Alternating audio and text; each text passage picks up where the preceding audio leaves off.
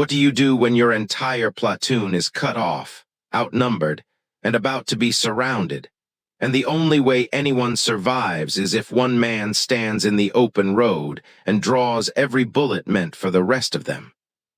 What does it look like when a 22-year-old private, armed with nothing but a Browning automatic rifle, decides that road is exactly where he's going to stand? And what happens to that decision when German machine guns and mortars open up on him from 3 directions at once, and he keeps firing anyway, wounded, alone, until there is nothing left to give? On June 9, 1944, the day after D-Day, at a small stone bridge in Normandy called La Fière, that is exactly what Private First Class Charles DeGlopper did. We'll show you exactly what those final minutes looked like in a moment. First, you need to understand why that one small bridge mattered enough for over 250 American lives to be spent defending it. This is the story of the La Fière bridgehead and the farm boy from Grand Island, New York, who made sure his platoon lived to fight from a stronger position. The threat, the stone bridge and causeway at La Fière, spanning the Murderate River roughly 3 kilometers west of St. Miraglais, represented one of the single most critical pieces of terrain in the entire American sector of the Normandy invasion. Without control of that bridge and the narrow causeway leading across it, American forces pushing inland from Utah Beach would have no reliable way to move armor, supplies, and reinforcements westward across the flooded Murderate River Valley. A gap that German defenders understood just as clearly as American planners did. Whoever held La Fière effectively controlled whether the American beachhead could expand or would remain dangerously confined to a narrow strip along the coast. The terrain itself made the fighting at La Fière especially brutal and especially narrow in its focus.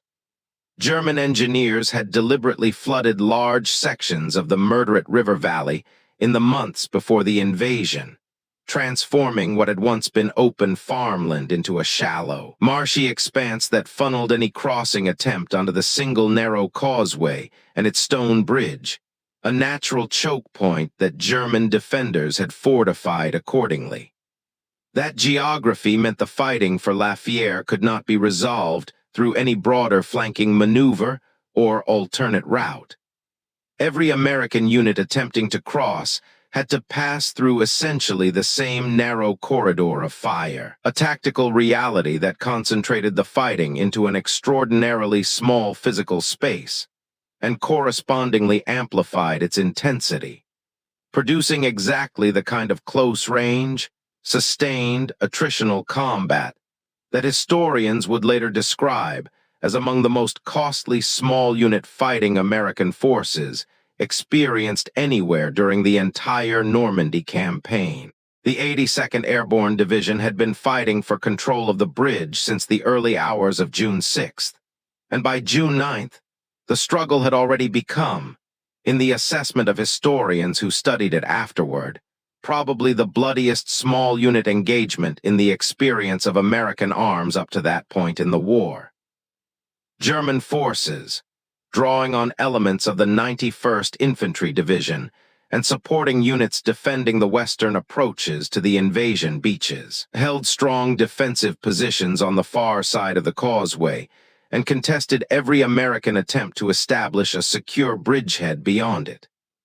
On the morning of June 9th, Company C of the 325th Glider Infantry Regiment, part of the 82nd Airborne, advanced at the head of a column attempting to finally push across and establish a lasting foothold on the western bank, penetrating an outer line of German machine guns and riflemen before dawn, the only unit in the broader assault to break through that initial defensive line at all. DeGlopper himself was, by the time he reached that stretch of causeway, already a genuinely seasoned combat veteran despite his young age, having served with the 325th Glider Infantry Regiment through the North African Campaign, the invasion of Sicily, and the fighting in Italy before ever setting foot in Normandy. That progression, from the deserts of North Africa through the mountains of Italy and finally into the hedgerows of France, reflected a pattern common to many of the most experienced units the United States Army fielded in the European theater by the summer of 1944. Soldiers who had already survived years of continuous combat rotation before facing what would prove, for many of them, the single most demanding campaign of the entire war. DeGlopper's platoon on the morning of June 9th was not a collection of green replacements experiencing combat for the first time. It was a unit of hardened veterans, which makes the severity of the threat they encountered at Calquigny and the specific danger DeGlopper recognized and chose to confront directly all the more significant. The secret development: there was no secret weapon behind what happened next at La Fière. What there was, instead, was a platoon that had advanced too successfully for its own safety, cut off from the rest of Company C near the village of Calquigny, and a private first class who understood exactly what that isolation meant before most of his fellow soldiers fully grasped the danger themselves. Having broken through the German line, DeGlopper's platoon found itself isolated from the main body of the company, facing a German force considerably larger than their own that immediately began a flanking maneuver, working to gain positions with a clear line of fire directly down into the shallow roadside ditch, where the American platoon had taken what cover it could find. That ditch offered concealment from direct frontal fire, but the German flanking movement threatened to expose the entire platoon from the side, a tactical trap that, if allowed to close, would have left DeGlopper's comrades with no cover at all against a numerically superior force closing from multiple directions simultaneously. Recognizing the danger developing around his platoon, DeGlopper volunteered to do something that required a specific, deliberate calculation rather than a split-second reflex. He would cover his comrades' withdrawal through a break in a hedgerow roughly 40 yards to their rear, buying them the time and cover they needed to fall back to a more defensible position. By doing the one thing guaranteed to draw the concentrated attention of every German gun in the vicinity directly onto himself. The decision carries a particular weight when considered against what DeGlopper actually knew, or could reasonably have guessed, about his own odds in the moment he made it. He was not acting on incomplete information or misjudging the danger he was walking into. A soldier with his combat experience, having already survived North Africa, Sicily, and Italy, understood exactly what stepping into an open road under concentrated German fire from multiple directions was likely to mean. There was no reasonable expectation, based on anything DeGlopper could have known in that moment, that he would survive the action he was about to take. What made the decision possible was not confidence in his own survival, but a clear-eyed acceptance that his platoon's survival mattered more than his own chances. A calculation made deliberately by a veteran soldier who understood combat well enough to know precisely what he was choosing to sacrifice. Technical supremacy: there is no chapter in this story about superior American firepower, because DeGlopper's entire arsenal in his final stand consisted of a single Browning automatic rifle, and his tactical position consisted of nothing more than an open road with no cover of any kind. Rather than remaining in whatever partial concealment the ditch offered, DeGlopper deliberately walked out of it and onto the open road, placing himself in full view of the German positions, specifically to draw their fire away from his withdrawing comrades. He opened up on the German positions with sustained automatic rifle fire, and according to the official Medal of Honor citation, continued firing even after being wounded, refusing to break contact or seek cover as German machine gun and rifle fire, along with mortar fire, concentrated on the single exposed target he had deliberately made of himself. Witnesses who survived the engagement later described watching him remain standing and firing for a sustained period under this concentrated fire, absorbing punishment that would have driven most soldiers to seek any available cover within the first few seconds. DeGlopper's fire, sustained at exactly the volume and duration needed to keep German attention fixed on his own position rather than on his withdrawing platoon, accomplished precisely what the desperate, deliberate gamble had been designed to achieve.